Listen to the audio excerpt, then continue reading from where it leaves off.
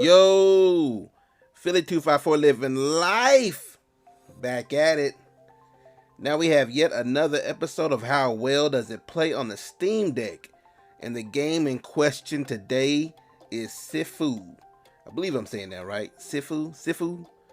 And as always, with any game that I put into this series, and I always have to say this at the very beginning, it's not about, I'm not doing a full comprehensive review, but kind of just my experience with the game on the Steam Deck itself.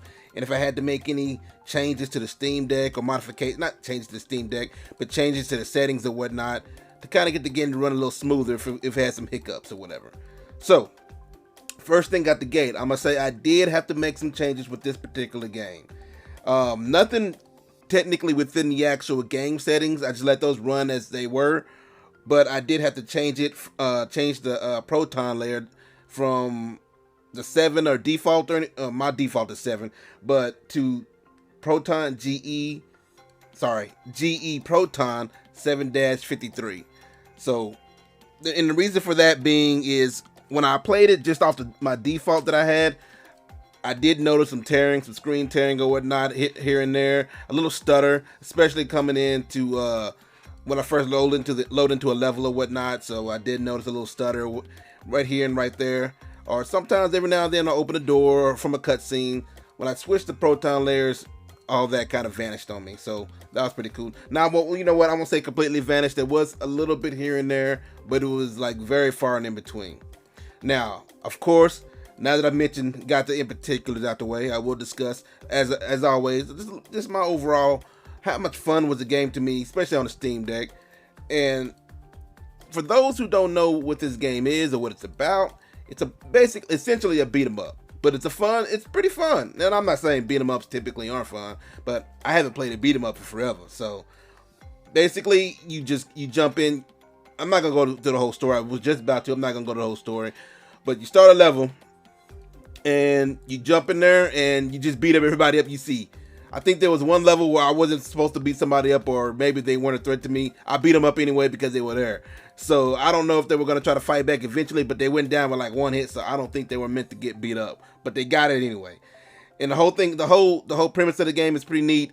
Is you start off at a certain age, and I can't remember the age now. I think it's like 18. And every time you die, you age 1 year. All right, and I think eventually we get to 40, because I have lost all my years. I think you get to 40, 41, something like that. You're gone. It's over. Game over. So, and you have quite a bit of time. Now, the good thing about it though is, even though you can die eventually, you can upgrade your moves, your combos. It's got a pretty extensive combo system. You can upgrade your moves, your combos, and one thing you can upgrade, of course, is your health, how much experience you gain, whatnot. And then also, the very last thing is if you can shave some years off. What I mean by that is, if you've used quite a few years because you kept dying, you can get a point to where you can get at least 5 of those years back. I didn't realize this till it was a little bit too late, so that was kind of on me. Another thing that I noticed is, as you progress in age, your stats kind of start to decrease. So when you're young, just like in real life, you're in your prime, you're doing your thing. But as you age, some of your stats kind of decrease on you, your damage and whatnot. And another thing is, certain moves or certain combos, because you can learn new moves, new combos, as I said earlier. Certain moves or combo routes are no longer available to be learned. Apparently, you can only learn them when you're in your youth. And obviously, since you're an older dude, your body ain't moving like it used to. So it's pretty cool. It's got a lot going on. It reminds me of a fighter in a lot of ways. Now, the game is hard. I'm gonna put it out there. I lost, as I've already said, I lost quite a bit, but it's also fun at the same time. It's got how can I put this? It has quite a few different levels, or not levels, but features on it. Modes to play. It has an arena, which I have not tried, single player, which obviously I've tried because I've died on them. Overall, I'd say the game's definitely fun. It's portable. I played it offline. Didn't need to be online for it, so definitely portable, definitely playable. The arena, like I said, I haven't done it, so I don't know if you need to be online for the arena or not. But you know, I think I started to try to play the arena. It was like, yo, we heavily suggest you play the actual game before you jump into arena. So I was like, I'm gonna take your advice, sir, and I did that. But the game is definitely difficult. If you enjoy this kind of beat 'em up games, it's definitely fun. Even if you're not sure if you enjoyed it, give it a try. It's pretty cool. It's pretty fun. And it has, like I said, the actual combat system has quite a bit of depth in it.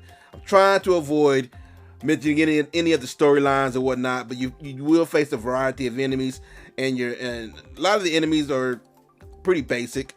It isn't until you get to like the big bad guy at that level that you're gonna find somebody who's a little tougher, who will put in some work on you. And one thing I do notice, as you can see in the screen, or not the screenshots, but in the video, the combat and traversing the level is all in 3D or whatnot, which everything is very snappy, by the way, no issues whatsoever. But there are certain sections in the level where it'll go straight up old school 2D beat 'em up, where you're just on a 2D plane, usually like the hallway section. If you watched Daredevil on the Netflix, and they had a big hallway fights, think of that, something like that. You'll go into a big long hallway, and then the camera will kind of pan to like a 2D view of it, and then you just kind of beating them up, during that hallway, traversing through that hallway. You beat everybody up you come across. Pretty fun. Overall, I'd say this game is a definite buy. It's a buy for anyone who likes beat 'em ups, who likes fighters.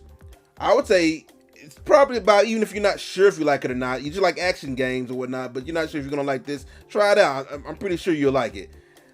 If you're not in these type of games, I mean, it's not gonna convince you otherwise if you're not in these type of games regardless. But if you are, yeah, man, this is definitely a buy. And as always, if you like more Steam Deck news, walkthroughs, gameplays, tutorials, lives, like and subscribe. Cruise through the playlist. And I'm out.